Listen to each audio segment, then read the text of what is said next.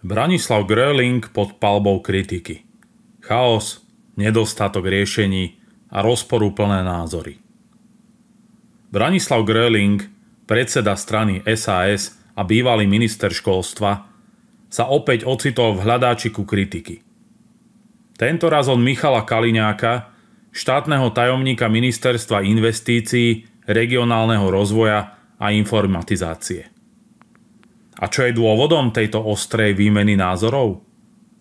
Grölingove nedávne vyjadrenia, v ktorých spochybnil význam ministerstva a dokonca navrhol jeho zrušenie. Branislav Gröling dávno stratil súdnosť a ukazuje sa, že ju ani nemá záujem nájsť. Jeho pôsobenie na rezorte školstva bolo plné chaosu a káuz. Jeho pôsobenie vo vláde obyčajných ľudí dokázalo, že mu viac vyhovuje chaos ako riešenia pre ľudí. Vyjadril sa ostro Michal Kaliňák na adresu Grölinga, čo len počiarkuje napätie medzi týmito dvoma politikmi. Gröling totiž nedávno otvorene povedal, že by Ministerstvo informatizácie a regionálneho rozvoja najradšej zrušil. Podľa neho ide o zbytočný úrad, ktorý vznikol iba preto, aby uspokojil politické ambície niektorých osôb. My sme to hovorili už počas našej vlády, keď sa vytváralo toto ministerstvo pre pani Remišovú, že je to zbytočné ministerstvo. Vyhlásil Gröling a dodal, že jeho zrušením by sa ušetrili stovky miliónov, ktoré by mohli ísť napríklad na platy v školstve.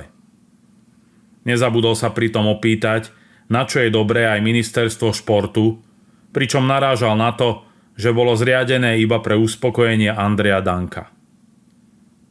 Kaliňák však nezostal nič dlžný a tvrdí, že Gröling ako si pozabudol na vlastný podiel na vzniku Mirry, ktoré teraz kritizuje. Branislav Gröling a jeho Saska dali za minulej vlády zelenú vzniku ministerstvu investícií a teraz by toto ministerstvo najradšej zrušil, poznamenal Kaliňák. Pripomenul, že práve Gröling a jeho strana stáli pri zrode ministerstva s dlhým názvom, slabými kompetenciami a chabými výsledkami. Kaliňák tiež upozornil na to, že ministerstvo práve teraz získava skutočné kompetencie, ktoré mu pri vzniku chýbali. Preto sme od 1. septembra získali agendu mestského rozvoja z Ministerstva dopravy. Preto sme z rezortu vnútra získali agendu medzivládnych komisií. Preto sme naplnili užitočným obsahom regionálne centrá v každom krajskom meste, uviedol Kaliňák. Je jasné, že podľa neho má ministerstvo teraz konečne potenciál plniť svoj účel a prinášať reálne výsledky pre regióny. Štátny tajomník nezabudol spomenúť aj úspechy, ktoré ministerstvo dosiahlo pod jeho vedením. Mohol by som hovoriť o mimoriadne úspešnom čerpaní cezhraničných programov Interreg, kde od nástupu na ministerstvo máme zazmluvnených viac ako 40% finančných prostriedkov a 70% z nich je vo výzvach, pochválil sa Kaliňák. Rovnako zdôraznil, že ministerstvo dokázalo do regiónov presunúť viac ako 1,3 miliardy eur z eurofondov, čo považuje za dôkaz efektívnej práce. Na záver svojho vyjadrenia Michal Kaliňák neváhal poukázať na rozdiel medzi prístupom ministerstva a Branislava Grölinga. Toto je svet riešení, ktorý je nezlučiteľný so svetom pána Grölinga. Ten je o kritike všetkého a už aj seba samého, uzavrel Kaliňák. Tento ostrý konflikt medzi politikmi len počiarkuje, ako rozdielne vnímajú svoje politické úlohy a zodpovednosti. Grölingová kritika však našla tvrdú odozvu. A zdá sa, že otázka budúcnosti ministerstva a jeho prínosu pre Slovensko bude aj naďalej predmetom búrlivých diskusí. Bývalý minister Jan Richter bez servítky. Heger a Naď klamú ľuďom do očí. Politická scéna na Slovensku je opäť v plameňoch. Tentoraz zásluhou ostrých slov bývalého ministra práce, sociálnych vecí a rodiny Jána Richtera. v najnovšom vyjadrení nešetril kritikov bývalého premiéra Eduarda Hegera a bývalého ministra obrany Jaroslava Naďa, ktorých označil za klamárov. Podľa Richtera je pracovná metóda strany Demokrati postavená na lži, čo jasne ukázali ich nedávne vyjadrenia týkajúce sa pomoci rodinám. Bývalý premiér Eduard Heger a bývalý minister obrany Jaroslav Naď nevedia, hádam, nič iné ako dookola klamať. Dnes hovorili o tom, ako je potrebné pomáhať rodinám, pretože sa zvýšili ceny školských potrieb. Nezabudli sa pritom pochváliť, ako veľmi rodinám pomáhali oni. Rozohnil sa Richter. Z jeho slov je jasné, že na tvrdenia demokratov má úplne iný názor.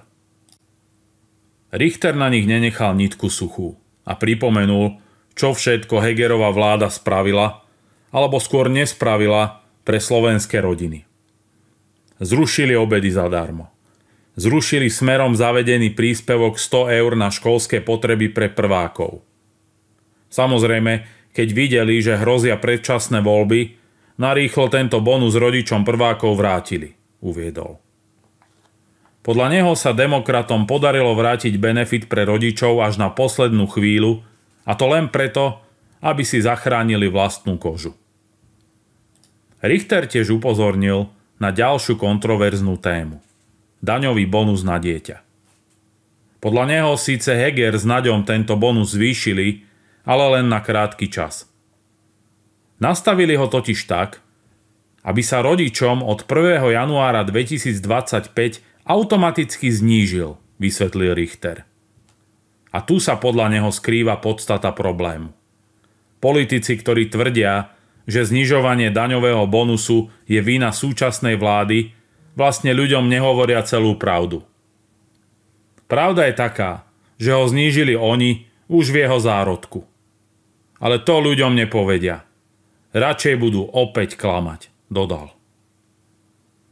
Richter v ďalšej časti svojho vyjadrenia poukazuje na to, že keď Heger s Naďom mali príležitosť pomôcť rodinám v ťažkých časoch, neurobili to. Naopak, podľa neho iba zhoršili situáciu. Nehovoriac o tom, že v časoch historicky najvyššieho zdražovania neprijali žiadne protiinflačné opatrenia, ktoré by zabrzdili nárast cien, napríklad aj školských potrieb, pripomenul. Namiesto toho, aby sa sústredili na reálne riešenia, len pridávali ďalšie problémy. Richter tiež zdôraznil, že nezodpovedná politika Hegera a Naďa priviedla Slovensko do ekonomickej krízy.